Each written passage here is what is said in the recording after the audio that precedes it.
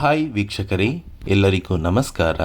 ನೋಡಿ, ಗೃಹಲಕ್ಷ್ಮಿ ಯೋಜನೆಯ 12ನೇ ಕಂತಿನ ಹಣ ಇನ್ನೂ ಸಹ ನಮ್ಮ ಬ್ಯಾಂಕ್ ಖಾತೆಗೆ ಬರ್ತಾ ಇಲ್ಲ ಅಂತ ಸಾಕಷ್ಟು ಫಲಾನುಭವಿಗಳು ಒಂದು ಕಮೆಂಟ್ನ ಮಾಡ್ತಾ ಇದ್ದೀರಾ. ಸರ್ಕಾರದಿಂದ ಬಂದಿರುವಂತಹ ಒಂದು ಮಾಹಿತಿಯ ಪ್ರಕಾರ 12ನೇ ಕಂತಿನ ಹಣ ನಿಮ್ಮ ಬ್ಯಾಂಕ್ ಖಾತೆಗೆ ಬರಬೇಕು ಅಂದರೆ ನೀವು ಇನ್ನೂ ಉಳಿದ 2 ದಿನಗಳಲ್ಲಿ ಈ ಒಂದು ಕೆಲಸನ ಮಾಡಬೇಕು. ಸರ್ಕಾರ ಪ್ರತಿಯೊಂದು ಮಹಿಳೆಯರಿಗೆ ಒಂದು ಮುಖ್ಯವಾದ ಮಾಹಿತಿನ ಕೊಟ್ಟಿದ್ದಾರೆ. ಹಾಗಾದರೆ ಬನ್ನಿ ವೀಕ್ಷಕರೇ, ಆ ಒಂದು ಮಾಹಿತಿ ಏನು ಮತ್ತು ನಾಳೆ ಹಣ ಯಾವ ಜಿಲ್ಲೆಗಳಿಗೆ ಬರ್ತಾ ಇದೆ ಅಂತ ಈ ಒಂದು ವಿಡಿಯೋದಲ್ಲಿ ಸಂಪೂರ್ಣವಾಗಿ ಮಾಹಿತಿನ ಕೊಡ್ತಾ ಇದ್ದೀನಿ. ಅದಕ್ಕಿಂತ ಮೊದಲು ವಿಡಿಯೋ ನೋಡ್ತಾ ಇರುವ ಪ್ರತಿಯೊಬ್ಬರ ಹತ್ರ ಕೂಡ ಒಂದು ಚಿಕ್ಕ ರಿಕ್ವೆಸ್ಟ್ ಇದೆ. ನೀವೇನಾದ್ರೂ ಇನ್ನೂ ಸಹ ನನ್ನ ಚಾನಲ್ನ ಸಬ್ಸ್ಕ್ರೈಬ್ ಆಗಿಲ್ಲ ಅಂದರೆ ದಯವಿಟ್ಟು ಪ್ರತಿಯೊಬ್ಬರೂ ಚಾನಲ್ನ ಸಬ್ಸ್ಕ್ರೈಬ್ ಮಾಡ್ಕೊಳ್ಳಿ, ಹಾಗೆ ವಿಡಿಯೋಗೆ ಒಂದು ಲೈಕ್ನ ಕೊಡಿ. ಹೌದು ವೀಕ್ಷಕರೇ, ಗೃಹಲಕ್ಷ್ಮಿ ಯೋಜನೆಯ 12ನೇ ಕಂತಿನ ಹಣಕ್ಕಾಗಿ ಸಾಕಷ್ಟು ಫಲಾನುಭವಿಗಳು ಪ್ರತಿನಿತ್ಯವೂ ಕೂಡ ವೆಯ್ಟ್ ಮಾಡ್ತಾ ಇದ್ದೀರಾ. ಇಂದು ನಮ್ಮ ಬ್ಯಾಂಕ್ ಖಾತೆಗೆ ಹಣ ಬರ್ಬೋದು ಅಥವಾ ನಾಳೆ ಬರ್ಬೋದು ಅಂತ ಪ್ರತಿದಿನವೂ ಕೂಡ ವೆಯ್ಟ್ ಮಾಡ್ತಾ ಇದ್ದೀರಾ. ಆದರೆ ನಿಮ್ಮ ಬ್ಯಾಂಕ್ ಖಾತೆಗೆ ಯಾವುದೇ ರೀತಿಯ ಒಂದು ಹಣ ಬರ್ತಾ ಇಲ್ಲ. ಸರ್ಕಾರದಿಂದ ಸಚಿವೆ ಲಕ್ಷ್ಮಿ ಹೆಬ್ಬಾಳ್ಕರ್ ಅವರು ಕೊಟ್ಟಿರುವಂತಹ ಒಂದು ಮಾಹಿತಿಯ ಪ್ರಕಾರ ಸುಮಾರು 8 ಲಕ್ಷ ಫಲಾನುಭವಿಗಳ ರೇಷನ್ ಕಾರ್ಡ್ ಆಕ್ಟಿವ್ ಆಗಿಲ್ಲ.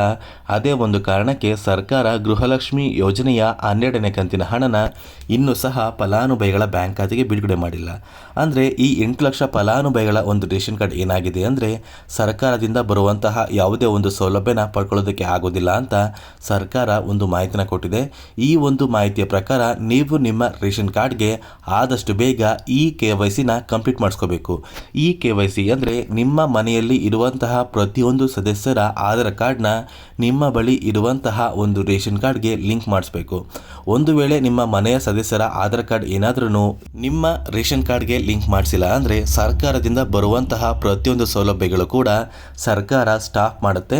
ನಿಮ್ಮ ಬ್ಯಾಂಕ್ ಖಾತೆಗೆ ಗೃಹಲಕ್ಷ್ಮಿ ಹಣ ಇರ್ಬೋದು ಅಥವಾ ಯಾವುದೇ ರೀತಿಯ ಒಂದು ಸೌಲಭ್ಯ ಇರ್ಬೋದು ಸರ್ಕಾರದಿಂದ ಬರೋದಿಲ್ಲ ಅಂತ ಸಚಿವೆ ಲಕ್ಷ್ಮಿ ಹೆಬ್ಬಾಳ್ಕರ್ ಅವರು ತಿಳಿಸಿದ್ದಾರೆ. ಪ್ರತಿ ತಿಂಗಳು ಕೂಡ ಸರ್ಕಾರ ಕೆಲವೊಂದು ರೇಷನ್ ಕಾರ್ಡ್ಗಳನ್ನ ಕ್ಯಾನ್ಸಲ್ ಮಾಡುತ್ತೆ.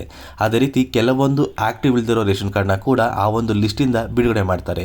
ಅದೇ ರೀತಿ ನಿಮ್ಮ ಬಳಿ ಇರುವಂತಹ ಒಂದು ರೇಷನ್ ಕಾರ್ಡ್ನ ಸರ್ಕಾರ ಸ್ಥಗಿತಗೊಳಿಸಿರ್ತಾರೆ. ಅದೇ ಒಂದು ಕಾರಣಕ್ಕೆ ಸರ್ಕಾರ ಇನ್ನೂ ಸಹ ಗೃಹಲಕ್ಷ್ಮಿ ಯೋಜನೆಯ ಹಣನ ಬಿಡುಗಡೆ ಮಾಡಿಲ್ಲ. ಆದಷ್ಟು ಬೇಗ ಪ್ರತಿಯೊಂದು ಫಲಾನುಭವಿಗಳು ಒಂದು ವೇಳೆ ನಿಮ್ಮ ಬಳಿ ಇರುವಂತಹ ಒಂದು ರೇಷನ್ ಕಾರ್ಡ್ ಇನ್ನೂ ಸಹ ಆಕ್ಟಿವ್ ಆಗಿಲ್ಲ ಅಂದರೆ ಈ KYC ಮಾಡುವ ಮುಖಾಂತರ ನಿಮ್ಮ ಬಳಿ ಇರುವಂತಹ ರೇಷನ್ ಕಾರ್ಡ್ನ ಆಕ್ಟಿವ್ ಮಾಡ್ಕೊಳ್ಳಿ ಅಂತ ಪ್ರತಿಯೊಂದು ಫಲಾನುಭವಿಗಳಿಗೂ ತಿಳಿಸ್ಕೊಡ್ತಾ ಇದ್ದೀನಿ. ಅದೇ ರೀತಿ ನಾಳೆ ಕರ್ನಾಟಕದ ಯಾವ ಜಿಲ್ಲೆಗಳ ಫಲಾನುಭವಿಗಳ ಬ್ಯಾಂಕ್ ಖಾತೆಗೆ 11ನೇ ಕಂತಿನ ಹಣ ಮತ್ತು 12ನೇ ಕಂತಿನ ಹಣ ಬರುತ್ತೆ ಅಂತ ಸಾಕಷ್ಟು ಜನ ಕೇಳ್ತಾ ಇದ್ದೀರಿ. ನೋಡಿ, ಸರ್ಕಾರದಿಂದ ಬಂದಿರುವಂತಹ ಒಂದು ಮಾಹಿತಿಯ ಪ್ರಕಾರ 12ನೇ ಕಂತಿನ ಹಣನ ಸರ್ಕಾರ DBTಗೆ ಕಳಿಸಿದ್ದಾರೆ. ಆದರೆ ಫಲಾನುಭವಿಗಳ ಬ್ಯಾಂಕ್ ಖಾತೆಗೆ ಬರಬೇಕು ಅಂದರೆ ಪ್ರತಿಯೊಂದು ಫಲಾನುಭವಿಗಳ ಒಂದು ದಾಖಲಾತಿಗಳು ಸರಿ ಇದ್ದರೆ ಮಾತ್ರ ಎಲ್ಲ ಫಲಾನುಭವಿಗಳಿಗೆ ಒಟ್ಟಿಗೆ 12ನೇ ಕಂತಿನ ಹಣನ ನಾವು ಬಿಡುಗಡೆ ಮಾಡ್ತೀವಿ ಅಂತ ಸರ್ಕಾರದಿಂದ ಒಂದು ಮಾಹಿತಿ ಬಂದಿದೆ. ಅದೇ ಒಂದು ಕಾರಣಕ್ಕೆ ಇನ್ನೂ ಸಹ 12ನೇ ಕಂತಿನ ಹಣ ನಿಮ್ಮ ಬ್ಯಾಂಕ್ ಖಾತೆಗೆ ಬಂದಿಲ್ಲ. 11ನೇ ಕಂತಿನ ಹಣ ಪೆಂಡಿಂಗ್ ಇರುವ ಪ್ರತಿಯೊಂದು ಫಲಾನುಭವಿಗಳ ಬ್ಯಾಂಕ್ ಖಾತೆಗೆ ನಾಳೆ ಜಮಾ ಆಗ್ತಾ ಇದೆ. ನಿಮ್ಮ ಬ್ಯಾಂಕ್ ಖಾತೆಗೂ ಸಹ ಪೆಂಡಿಂಗ್ ಹಣ ಬಂದಿಲ್ಲ ಅಂದರೆ ನಾಳೆ ಬರುತ್ತೆ ಅಂತ ಹೇಳ್ತಾ ಇದಿಷ್ಟು ಸರ್ಕಾರದಿಂದ ಬಂದಿರುವಂತಹ ಒಂದು ಮಾಹಿತಿಯಾಗಿದೆ. ಪ್ರತಿಯೊಬ್ಬರೂ ನನ್ನ ಚಾನಲ್ನ ಸಬ್ಸ್ಕ್ರೈಬ್ ಮಾಡ್ಕೊಳ್ಳಿ, ಹಾಗೆ ವಿಡಿಯೋಗೆ ಒಂದು ಲೈಕ್ನ ಕೊಡಿ.